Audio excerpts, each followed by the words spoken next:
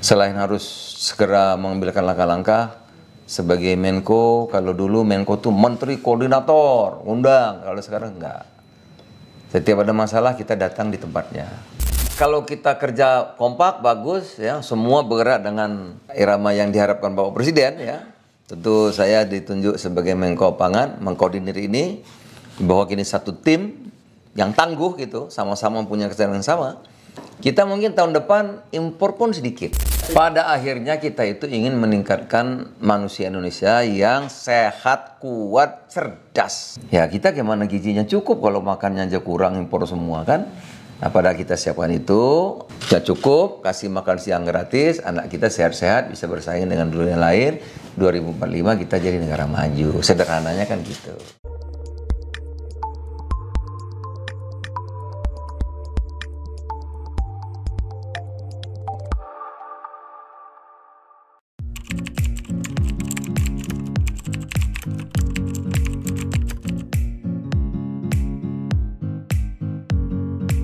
Swasembada pangan tahun 2004 tahun perintah Bapak Presiden, kita harus swasembada pangan paling kurang beras tahun 4 tahun dari sekarang. Jadi berapa? 2025, 26, 27, 28. Saya bilang bisa, bahkan bisa 3 tahun. Iya.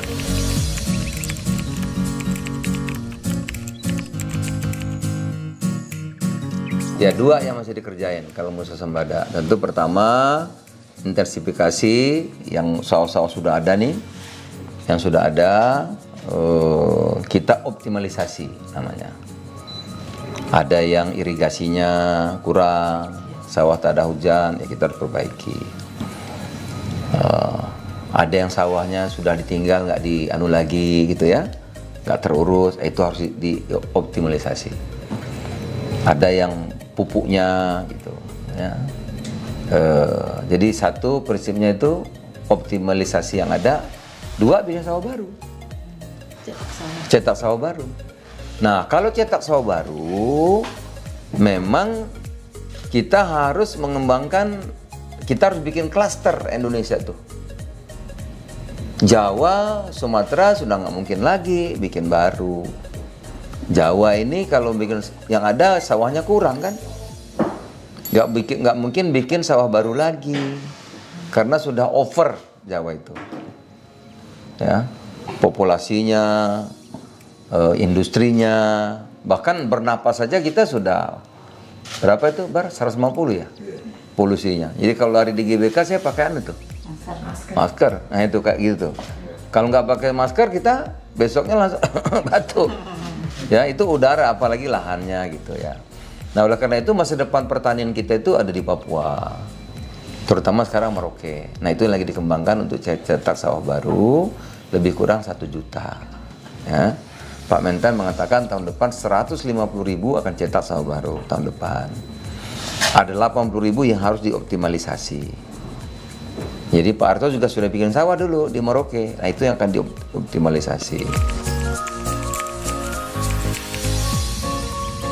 Nah dulu zaman Orde Baru ada sawah di Merauke itu.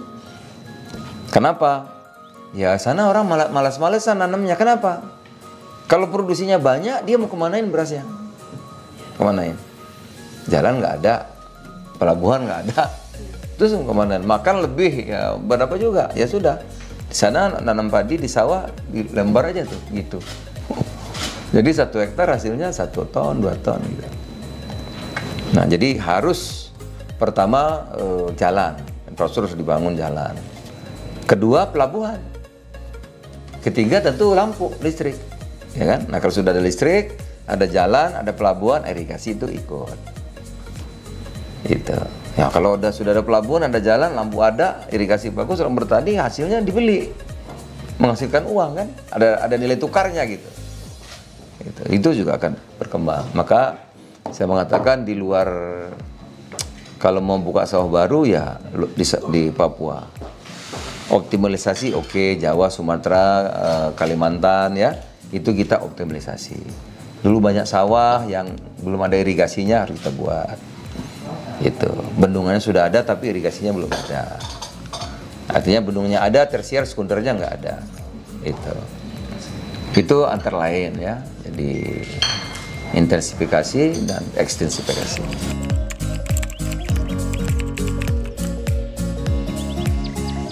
Kalau di Sumatera itu saya kira kita sebut optimalisasi. Karena kalau sawah baru sekali itu nggak mudah ya. Di mana juga tempatnya gitu. Lahannya di mana. Saya udah pernah Menteri Kehutanan soalnya apa saya.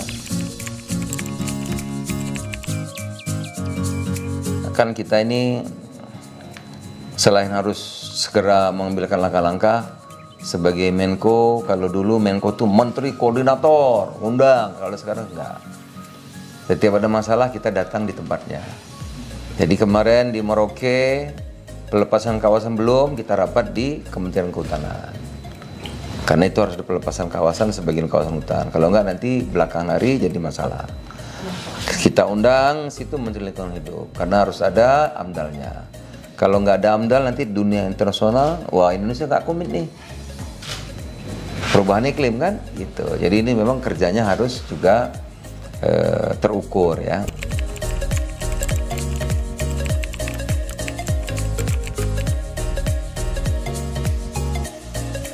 Nah, kemudian saya juga aktif kemarin kita datang pupuk diskusi karena pupuk ini mengular. Jadi banyak problem sebetulnya yang harus diselesaikan. Agar petani terima pupuk itu panjang sekali aturannya tuh. Ya, kadang-kadang pupuk sampai panen baru sampai pupuknya. Gitu. Ada aturan SK Bupati, SK Gubernur, usulan dari petani. Gimana petani ngusul pupuk? Pupuk kan aja nggak punya, gitu ya. Ada aturan Menteri Keuangan, harus aturan dari BPK. Setiap ngambil pupuk harus ada fotonya. Bagaimana 50 juta orang dipoto, gitu. Nah ini juga hal-hal yang harus kita selesaikan. Agar ini pupuk diperlukan ada kan, kalau pupuk itu kan harus tepat waktu, waktunya harus tepat kan, gitu. Harga, karena pupuk ini subsidi, jadi sebetulnya bukan diperdagangkan, yang ada tuh ongkos anu aja, ekspedisi kan sebetulnya. Nah itu, jadi harus cepat sampai ke petani itu baru pupuk. Nanti kalau panen gimana? Kalau panennya banyak, terus siapa yang nampung nggak banyak gitu. Ada tuh harus Bulog. Saya udah rapat 2 kali di Bulog. Ya, gimana Bulog bisa menampung? Kalau harganya rugi, ya besok-besok dia nggak utani lagi. Sawahnya hilang, disita bank. Itu. Jadi ini yang harus kita selesaikan ya. Di samping itu kita juga harus turun. Saya turun kemarin ke Lampung tuh, ketemu dengan kios pupuk, distributor pupuk. Ketemu petani, oh Pak kami punya lahan di sana ada 1000, berapa luas? Ada 800 plus 500, 1300 nggak ada airnya Pak. Kami hanya panen setahun 1 kali, itu pun nggak semua. Kenapa? Karena tak ada hujan. Kenapa? Irigasinya belum ada. Bendungnya ada nggak ada? Wes kampung. Tapi Pak belum ada irigasinya Pak. Ah gitu loh. Berarti kalau kita benar irigasinya aja 1.500 hektar gitu.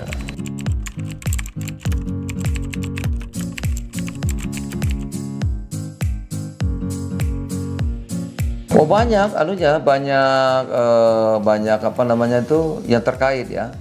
Kalau kita ngomong irigasi, tentu Menteri PU. Ya, PU kan punya program sendiri. Dia harus membangun bendungan tahun ini 20. Dia cari dong lokasi bendungan yang bisa bangun 20 kan. Dia kan nggak lihat ini ada sawah apa tidak. Yang penting bendungannya kan yang layak. Bendungan itu kumpulkan air. Kalau tempatnya nggak layak, airnya nggak ada terus kan. Oleh karena itu tempat bendungan harus yang apa namanya tuh perlu visible untuk nampung air. Soal tersier sekunder soal lain lagi gitu. Nah ini yang harus ada sambungannya, perlu ada koordinasi. Sekarang kan pupuk bibit padi udah 10 tahun nggak pernah penelitian. Nah kalau kita ketinggalan 10 tahun kan produktivitas turun. Orang 10 ton kita masih 5 ton, 6 ton. Lah kalau beri nelitinya kekuatan angin misalnya, kita perlunya bibit kan nggak connect juga gitu. Ini harus di karena pertanyaan kalau dia meneliti anggaran turun masuk penjara karena undang-undangnya nggak boleh.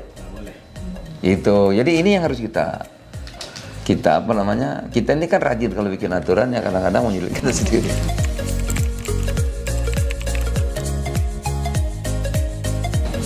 Oh, taruhannya tinggi nih.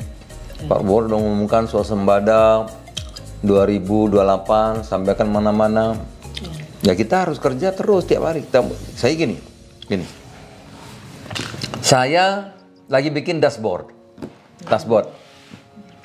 Anggaran untuk swasembada pangan 139,5 triliun. Apa saya? 139,5 triliun. Di mana itu? Saya ikuti anggaran aja. Di Kementan 22 triliun. Apa? 15 triliun untuk cetak sawah, 150.000 hektar, 80.000 hektar untuk optimalisasi. Di mana? Di Merauke. Ya tinggal kita lihat tiap bulan. Kita lihat dong.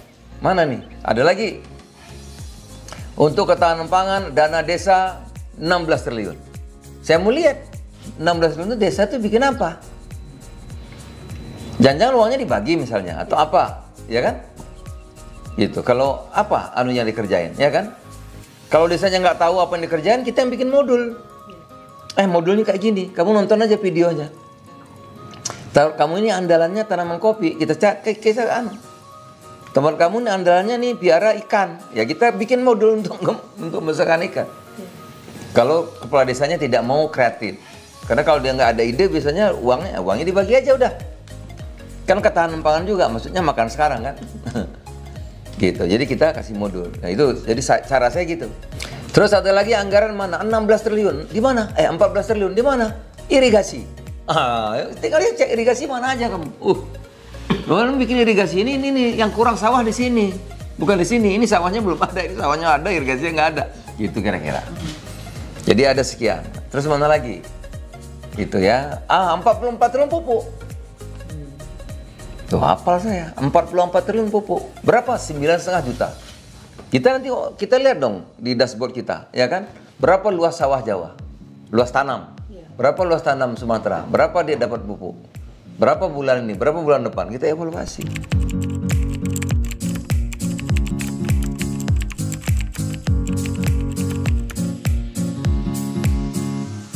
Pada akhirnya kita itu ingin meningkatkan manusia Indonesia yang sehat, kuat, cerdas.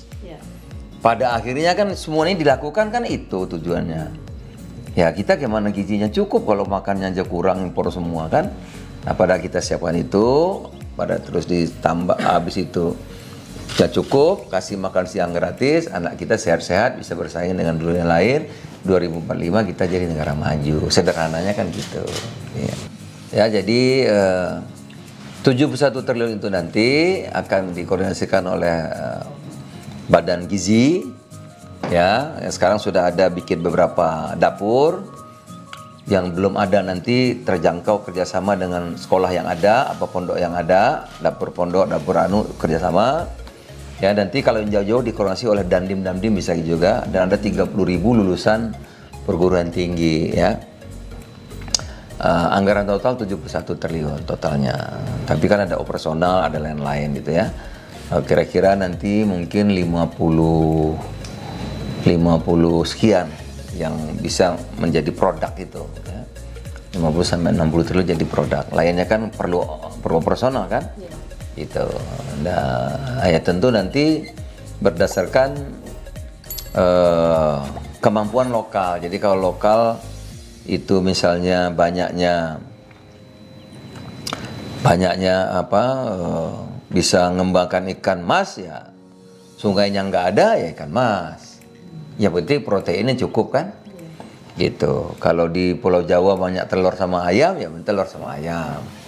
Kalau di kampung saya kan nggak suka tuh daging, kurang, makanya ikan gitu. Ya kena sesuaikan gitu. Jawa mungkin sukanya daripada ikan lebih suka tempe sama tahu kan gitu. Itu akan disesuaikan, dan itu sudah ada ahli gizi. Buahnya nanti sehingga itu juga bisa memberikan dampak terhadap pertumbuhan di satu kawasan itu. Ini kan baru 71, nanti tahun 2026 akan naik lagi kan, 2027 naik lagi. Ya kan, targetnya kan makan siang gratis semua anak-anak sekolah. Kalau itu kan bisa 400-500 triliun.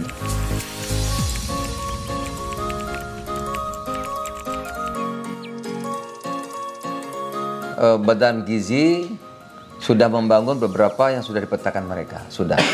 Yang tidak ada kerjasama dengan pondok atau dapur-dapur sekolah yang ada. Misalnya di mana Jawa Barat kan pondok banyak, bisa kerjasama sama pondok, bisa, iya, itu. Kalau harus bangun semua nanti kalah cepat. Masih makan kalah cepat sama dapurnya kan, nah, jadi bisa kerjasama. Kalau kerjasama sekolah udah banyak, pondok sudah ada di mana-mana, gitu, bisa.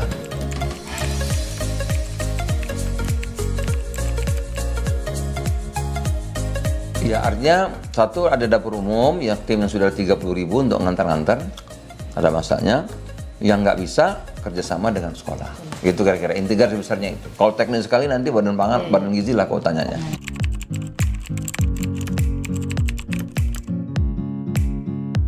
Ya kita harus siap semua dengan segala situasi. Kayak kemarin La Nino kan. La Nino, Pak Mentan kemarin tuh kalau tidak mengambil langkah, mungkin kita akan dropnya banyak. Tapi kan produksi kita tahun 2021 31 juta, 22 30,6, 23 turun sedikit, 24 turun sedikit. Turun sedikit. Memang 2024 ini kita sorted. Kebutuhan 31, produksinya 30, kita 600 ribu ton kurang. 2024. Tapi itu udah bagus karena ada El Nino kemarin kan. Apa langkah yang diambil? Ya pompanisasi. Itu sungai-sungai pompanya 5 triliun kalau 3,5 triliun kalau nggak salah. Pasang pompa itu di mana-mana itu pompa. Nah, kita masih bisa bertahan, turunnya sedikit ya. 30, berapa sehingga kita tuh di sorted 600 ribu gitu. Jadi ada langkah-langkah yang harus diambil.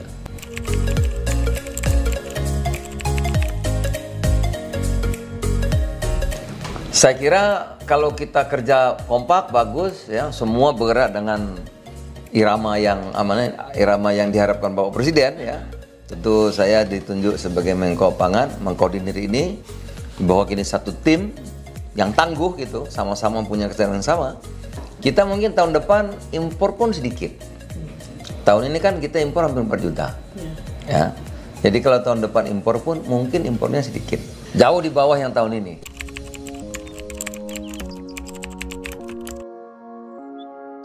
Jagung, nah jagung itu kata kuncinya harus diserap. Jagung, ya. Karena jagung itu kalau ada yang serap, udah masih kita nggak perlu impor lagi. Karena cukup luas tanamnya cukup. Yang ketiga menuju itu gula.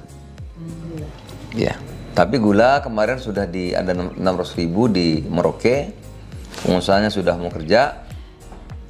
Muncul aturan baru dari Menteri Kehutanan yang lama. Ya DPP tanggal 22 September tuh. Orang kalau buka lahan harus bayar 87 gitu. Mundur semua tuh. Iya, iya kan? 87 juta. Jadi mimpi menanam 87 juta. Iya benar. Nah, ya jadi mundur, nggak sanggup gitu. Nah, ini harus kita selesaikan dulu. Nah, itu maksudnya satu tim itu. Satu tim itu harus sama visinya gitu. Karena kalau kita ini seperti main bola itu kan satu tim. Kalau satu aja gol bunuh diri, nah nggak bisa. Kayak tadi ya. Begitu kawasan kita nggak bisa untuk di Merauke, untuk Tebu ya berhenti. Gitu. Jadi makanya tadi harus satu visi, satu misi, satu tim. Ya tapi kan masih ada yang selesaikan. Sorry pupuk tadi kan perlu waktu. Iya. Kan tahu sendiri kita ini kan kalau menyelesaikan perpres harus menteri ini mentakan nikat itu.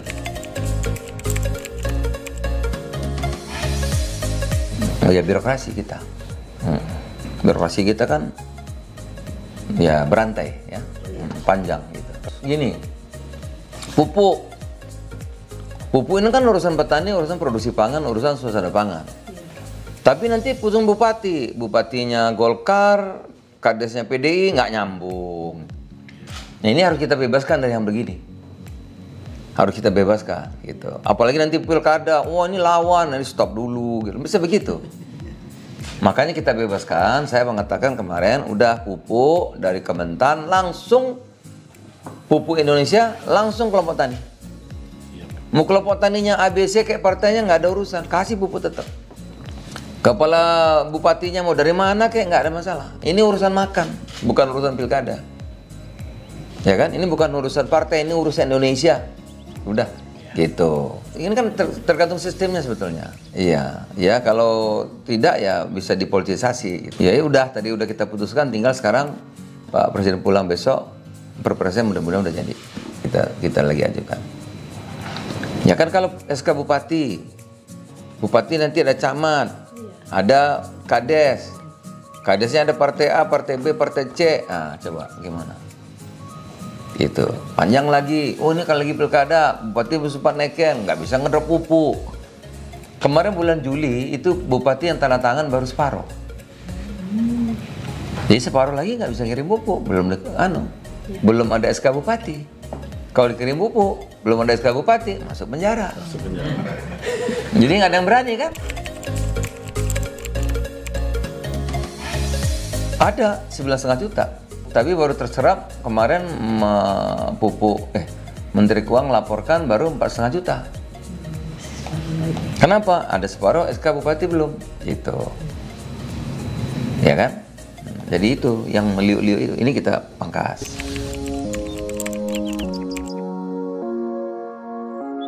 Susu saya kira kemarin itu yang terjadi itu persoalannya kan awalnya ada pengumpul itu kena masalah pajak, terus dia nggak mau terima lagi. Nah karena nggak mau terima lagi ya, bok susu kan kalau berhari-hari ya basi dong, gitu ya. Tapi udah selesai kan, kemarin bentar langsung turun tangan. Tapi kalau ada hal mendasar kita bisa atur kok, bisa kita atur kuota, misalnya harus menyerap susu produksi peternak pemerah susu kita. Yang importir, kita bisa kasih kuota. Kalau sudah nyerap, kamu boleh impor sekian, bisa juga. Tapi kalau ini hanya satu masalah, pajak dan pengumpul, ya, karena petani itu kadang-kadang kan kualitinya petani namanya kan. Nah, biasanya dikumpul dulu, kayak kemarin ke Bandung tuh. Ini petani banyak dikumpul semacam koperasi. Ya di kualitasnya diperbaiki, gitu ya. Dari sini baru ke pabrik-pabrik besar gitu, biasanya begitu. Karena kalau petani langsung, ya nanti nggak mudah juga. Tadi kualitasnya tadi, ya standarnya tidak sama gitu. Tapi ini kemarin udah selesai kok. Ya. Tapi kalau diperlukan, itu tinggal peraturan Menteri Perdagangan aja. Yang impor susu harus membuktikan yang membeli hasil bisa selesai kan? Iya. Tapi kalau masih bisa ya sudah bisa berjalan baik. Tapi yang paling penting perintah Bapak Presiden Prabowo Subianto harus ada will. Will itu harus berpihak kepada kita, rakyat ini loh. Apakah petani padi, petani jagung, pemerah susu, harus berpihak dulu gitu. Iya, harus berpihak, harus bela, harus datang, harus selesaikan persoalannya gitu. Nggak ada yang sulit kalau kita mau. Perintah Pak Prabowo kalau rapat. Bulog belinya gabah. Nah dulu saya bersyukur saya baru jadi menteri 3 minggu berhasil merubah aturan. Dulu aturannya Bulog membeli gabah setinggi-tingginya. Itu kan harga gabah 4.500. Jadi Bulog beli gabah setinggi-tingginya 4.500. Padahal di pasaran 5.000. Ya Bulog nggak dapat dong. Kalau beli lebih dari 4.500 masuk penjara. Kerugian negara. Nah saya usul sama Pak Jokowi sebagai presiden, Pak, kalau begini terus Pak, kapan diserap tuh gabah petani? Usulnya Mbak apa Pak Zul? Dirubah aja Pak satu kata. Bulog memberi gabah setinggi-tingginya diganti serendah-rendahnya. Dari setinggi-tingginya diganti serendah-rendahnya. Jadi kalau harga Bulog beli 4.500 serendah-rendahnya, di pasar 5.000, Bulog boleh beli 5.500. Ya kan? Harganya patokannya 6.000, serendah-rendahnya 6.000. Harga di depan 7.000, Bulog beli 7.000. Sekarang coba lihat, ngebut tuh, nilai tukar pertanian udah 110.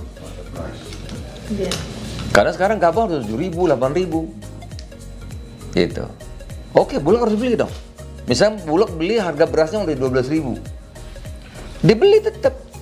Kalau jualnya 11.000, ya subsidi 1.000. Itu yang subsidi pemerintah kepada rakyatnya 1.000. 10 juta baru 10 triliun. Iya. Masih kecil. Kecil dibanding subsidi yang lain-lain. Kaitan tuh dengan Bulog. Nah, itu Bulog lagi. Jadi misalnya nih Januari, Februari. Saya lagi mau, nanti Pak Presiden pulang, saya mau lapor. Januari kita selalu itu kan soal siklus. Karena kita nanamnya Oktober, November, Desember nggak sampai 1 juta, maka produksinya di Januari, di Februari paling rendah. Gitu. Nanti di Januari itu kan ini, Januari itu rendah lah. Kalau nggak salah nggak sampai 1 juta ya. Februari rendah. Tapi begitu Maret itu tinggi. Gitu. April tinggi, Mei tinggi. Nah, waktu produksi rendah ini kan kurang sortir. Maka kita harus operasi pasar.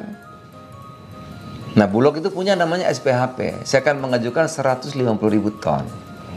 5 kilo guyur pasar, ya kan? Jualnya ada, sudah ada kok, 11.000 sekian, lupa saya. 11.500 kalau saya nggak salah. Satu itu. Kedua, berarti kan banyak petani yang susah. Ya dong, berarti kan ceklik nih, misalnya ceklik nih. Nah, biasanya tuh ada bantuan pangan. Bantuan pangan, apa 5 kilo, apa 10 kilo. Untuk, kalau dulu untuk 22 juta, ya. Mungkin ini untuk 16 juta lah, karena sudah ada paket gratis kan, untuk 16 juta misalnya. Nah, itu nanti akan disampaikan dalam rapat bidang pangan.